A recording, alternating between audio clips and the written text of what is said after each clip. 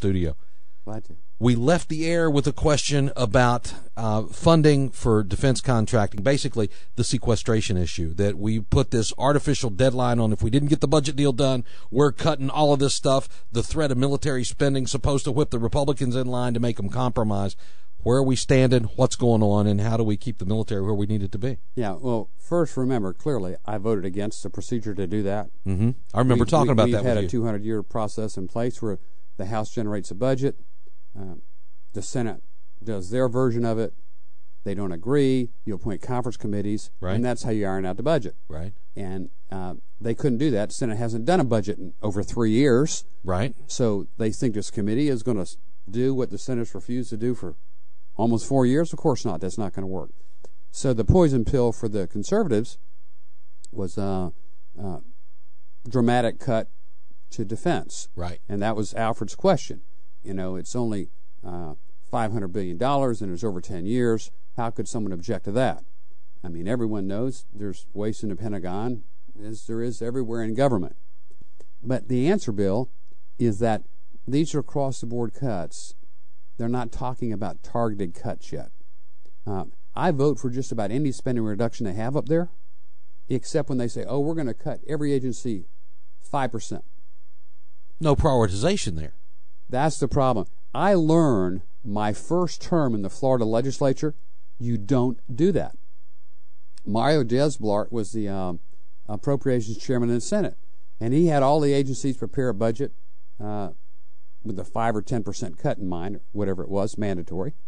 And at that time, Jim Toohey was the head of HRS in Florida, Governor Child's appointment, and this is a man that literally studied at the knee of Mother Teresa. And so if there was an appropriate appointee of a bureaucrat to an agency, that was the right one. Mm-hmm. What did HRS cut? Part H Medicaid. Unplug the iron lungs of the children. I mean, I learned right then you do not give across-the-board cut discretion to federal or state agencies. It's your job to target and prioritize what you want cut, not to leave it up to them. If you mandate it, and you're seeing this right now in some counties. Some counties got a reduction in county funding. And what are they doing? Where do you hear it from? Close that driver's license agency. Mm-hmm. You know, we'll show these people they're not going to cut our funding. We'll hurt the public where it hurts them the most. Right. And we'll teach these lawmakers a lesson. Right. That you don't mess with our bloated budgets. And so that's why you must do targeted cuts and not across-the-board cuts. And so what's the answer as things stand right now? The answer as things stand right now would be for the Senate to do a budget, and we go through the normal process that's worked for 200 years. You see that happening? I see that happening after the first of the year, I hope. If we get the right members elected? Yeah, I mean, we talked about it earlier. Everybody talks about they don't like the Ryan budget. Well, what do you like? You like the president's budget?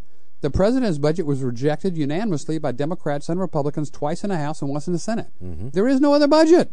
No, that's very true. Speaking of Congressman Paul Ryan, over the weekend, he was selected by Mitt Romney as his vice presidential nominee. I like the fact that this happened before the convention. I think it gets some of the vetting out of the way, some of the rumbles in the press and those kind of things. You've worked with Paul Ryan. You know the guy. Tell us, audience, about him and what this tells you about this ticket. Well, Bill, I love the way Romney selected his running mate. You know, historically it seems they go to the pollsters, and the pollsters pick the running mate.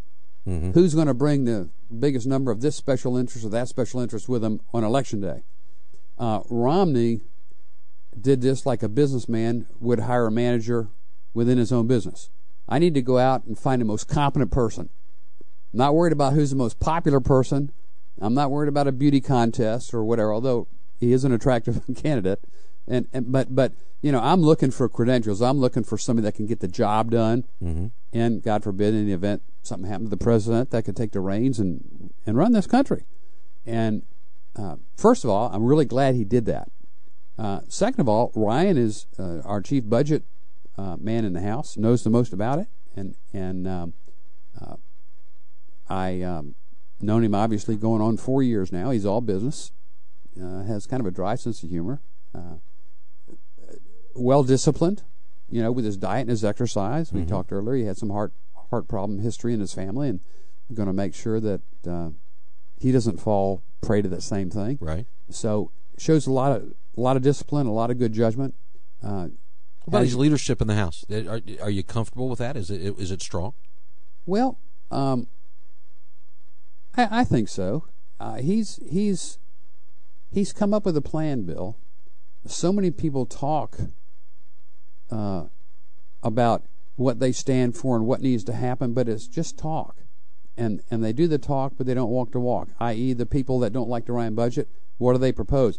Well, we like more infrastructure spending. Yeah, more Solandra, no. Ryan has a plan, and it's a starting point. And there's going to be some tough decisions that need to be made to save this country.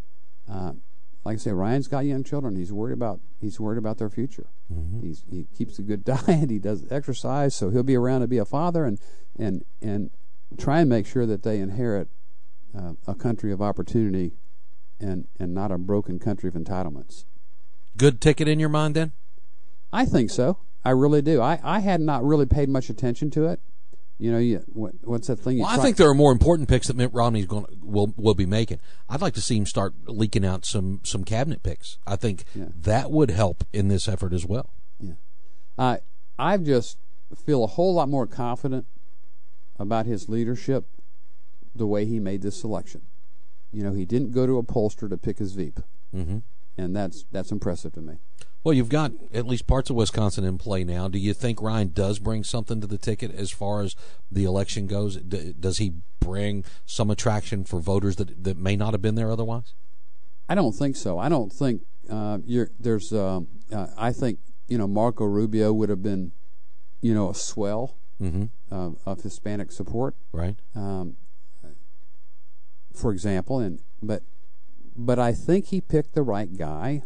From a technical point of view, he hired the best assistant manager right that he could get, given what the demands of the jobs are. Well, and the continuity of government issue, God forbid something would ever happen to Romney, I think you're right that you'll see the same agenda out of Ryan that you would see out of Romney, although Ryan probably a little more conservative when you take a look at where he is on issues.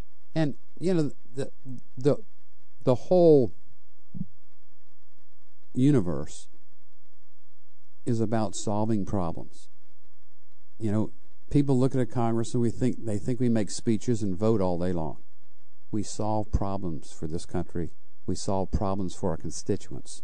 Ryan is a problem solver. Mm-hmm. He's solution oriented.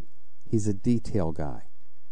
Cross the T's, dot the I's, and he's not afraid to take an unpopular position. Do you see an energized Republican electorate as we move into November? I hope so. The polling that I see shows the intensity among Republicans is much greater than it is from the other side, and that's a good thing. And I think he does a lot to energize the base. I think independents, particularly, are going to be impressed with the fiscal stability and foresight that Ryan brings to the table. Very good. Let's say things go well in November. We've got Romney and Ryan going to the White House on January 20th of next year. Let's say we get that Republican majority in the Senate that we need, and we hold the majority in the House. Last time we did this, didn't bode well for the country. We spent more money than we should have spent. We spent it on some frivolous things. What do you see as priorities in that next term of Congress if we have things go right? I see doing what they should have done when they were last in charge. And they did for a couple of years, I guess, and then they lost their way. Mm-hmm. But I think the party's been well reminded of that. I mean, I wasn't happy with it. Right. Wasn't happy with it at all. I've said many times, Republicans aren't always right and Democrats aren't always wrong. And so I hope that they'll remember it. This is, in my opinion, the last chance we're going to have to save this country from fiscal disaster. The president's own Admiral Mullen, former chairman of the Joint Chiefs of Staff, said the national debt is the single greatest threat to the national security of this country. And I believe he was right. I heard somebody say the other day, well, it's not that big a deal. In the words of, I won't say Biden, but it's that kind of a deal. Okay, I'm with you. So, repeal of Obamacare, you see it on tap? Do you see it being possible, or are we just going to have to chip away at it? No, I see if the Republicans control the House, the Senate, and the Oval Office, Obama is history, and we'll go back and address the three issues that should have been addressed, each on their own merits, which is pre-existing conditions, companies dropping people as soon as they get sick, and adult children not yet of age to get their own coverage. Those are the three problems identified by both sides of the aisle. Those were the So you see working room here in a bipartisan manner at some point. I did before they passed Obamacare. I went to Kathleen Sebelius and I said, look, the nation is against doing this. Your polling shows it. My polling shows it. Why don't we just take these three components that both sides of the aisle agree are the major problems we face and tackle those on their own merits while there's a political will to do that right now? And she said, because we don't want to. That was her answer to me. Okay. Now you got to remember, this is the same Congress that can't fix the SGR. That's the sustained growth rate. That's what you pay doctors. Each year, every doctor that takes Medicare and Medicaid is faced by the end of the year the 21 to 23% cut. I think now it's a 28% proposed cut, and the fees are going to get paid. Not a whole lot of doctors will even take Medicare or Medicaid now. Right. Imagine how many are not going to take it if this isn't fixed. And Congress has yet to fix that. They kicked the can down the road. Well, in polling saying some 80-85% of doctors are talking about getting out of the profession. If we don't repeal Obamacare, they will. And listen, they didn't go to medical school to be a federal employee. Nope, that's very true. Very true. Bill, we've got just a minute or so left. What do you want to leave this audience with as they come back and look at this video? Well, I just reminded when I did a show with Matt Reed, you talked about the willingness to compromise, and it's, I'm willing to compromise on what color to paint the fence. You want to paint it white, I want to paint it black. We'll make it gray. But there's certain principles you don't compromise on. Let's suppose somebody comes up and says, "Hey, let's beat up Bill, Mick, and Rob him." Well, you don't think that's a good idea. I don't think it's a good idea, and it's not constitutional. Right. So the answer is no. They say, okay, compromise. Let's just go beat him up. It doesn't make it right because it's a compromise. Right, exactly. The other thing was, I asked somebody, I said, give me $1,000.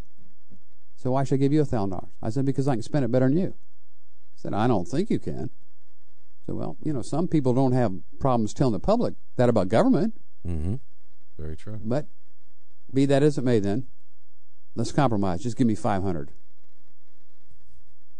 No. When it's personal, people understand it better. Exactly. Very true. Bring it home. And there's just some things you don't compromise on.